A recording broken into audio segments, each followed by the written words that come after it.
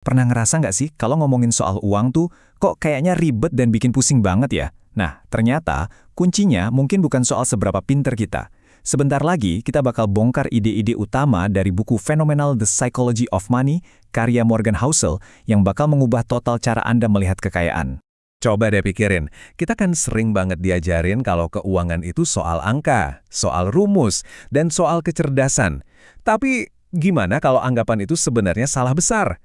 Pertanyaan inilah yang jadi inti dari obrolan kita kali ini. Dan Morgan Housel punya jawaban yang jujur aja lumayan mengejutkan.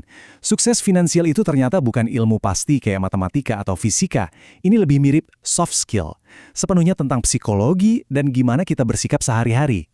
Di buku inilah argumennya dipaparin. Bayangin aja orang super jenius tapi nggak bisa ngontrol emosinya, malah bisa bangkrut. Sebaliknya, orang biasa-biasa aja, yang penting perilakunya benar, malah bisa jadi kaya raya. Penasaran kan? Yuk kita bedah satu-satu pelajaran pentingnya.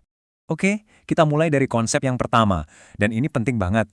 Anda pasti pernah kan lihat orang lain ambil keputusan soal uang yang menurut kita aneh banget, nggak masuk akal. Nah, menurut Housel, ada alasannya loh. Dan itu bukan karena mereka gila. Gini loh intinya, sesuatu yang buat Anda kelihatan boros banget, buat orang lain mungkin itu cara mereka merayakan kerja keras mereka. Setiap keputusan kita itu dibentuk sama pengalaman hidup kita sendiri yang unik banget. Dan ya, nggak ada dua orang yang pengalamannya sama persis. Faktanya, serem juga sih. Pengalaman pribadi kita soal uang itu ternyata cuma secuil. Cuma 0,0000001% dari semua yang pernah terjadi di dunia keuangan.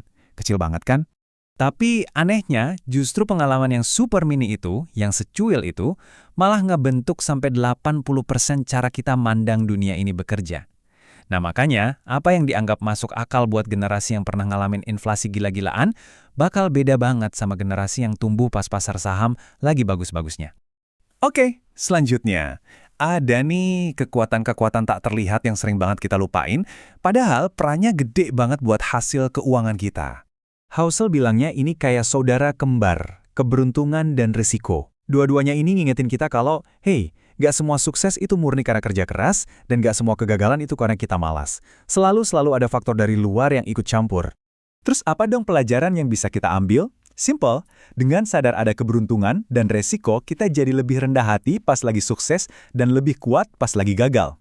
Kita jadi paham kalau kita ini nggak kebal dan cerita bisa berubah kapan aja. Nah, sekarang kita masuk ke bagian yang paling mind-blowing menurut saya. Sebuah perbedaan yang penting banget dan jadi inti dari filosofi buku ini. Ternyata ada beda besar loh antara kaya dan sejahtera. Orang kaya itu seringnya kelihatan, mobil mewah, rumah gede, pendapatan tinggi yang langsung dihabisin buat pamer. Tapi sejahtera, nah ini yang nggak kelihatan. Ini tuh uang yang nggak kamu belanjain, yang diam-diam kerja buat kamu di belakang layar. Kutipan ini ngejelasin semuanya dengan sempurna. Kesejahteraan sejati itu, ya apa yang nggak kelihatan. Itu adalah aset-aset finansial yang kamu punya, yang kamu simpan, dan punya potensi buat terus tumbuh. Uang yang kerja buat kamu, bukan kamu yang kerja buat uang. Oke, kita udah paham apa itu sejahtera. Sekarang pertanyaannya, gimana cara bangunnya? Nah, Housel ngasih kita 2 senjata paling ampuh. Ini penting banget buat dicatat. Nyari duit sama nyimpen duit itu 2 keahlian yang beda total. Buat dapat duit, kita seringkali harus berani ambil resiko, harus optimis. Tapi buat mempertahankannya, justru kebalikannya. Kita butuh rendah hati, harus hemat, dan bahkan perlu sedikit rasa takut kehilangan apa yang udah kita punya. Contoh paling keren ya Warren Buffett. Rahasia terbesarnya tuh apa coba? Bukan cuma jago investasi, tapi waktu. Dia mulai investasi dari umur 10 tahun dan gak pernah berhenti. Inilah yang bikin keajaiban bunga majemuk atau compounding bekerja secara maksimal. Keuntungan yang kamu dapat mulai ngasilin keuntungan lagi, terus-menerus selama puluhan tahun. Jadi strateginya apa? Sederhana banget dan semuanya soal perilaku kita. Bukan tentang analisis pasar yang bikin pusing, tapi cuma 2 hal ini yang sepenuhnya ada di tangan kita. Seberapa banyak yang bisa kita tabung dan seberapa lama kita bisa sabar. Oke, sebagai penutup, kita bakal bongkar tujuan akhir dari semua ini. Apa sih sebenarnya nilai sejati dari uang? Jawabannya, berhubungan banget sama keinginan kita semua sebagai manusia. Hadiah terbesar dari punya uang itu bukan buat beli barang mewah. Bukan, hadiah terbesarnya adalah kendali penuh atas waktu kita sendiri.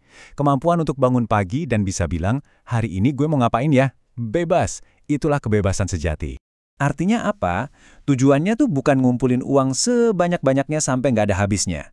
Tujuannya adalah sampai di titik cukup, titik di mana kita punya kendali penuh atas hidup kita. Nah, itulah hadiah yang sebenarnya. Jadi ini pertanyaan terakhir buat Anda renungkan. Ketika nanti mau ambil keputusan soal uang, coba deh tanya ke diri sendiri.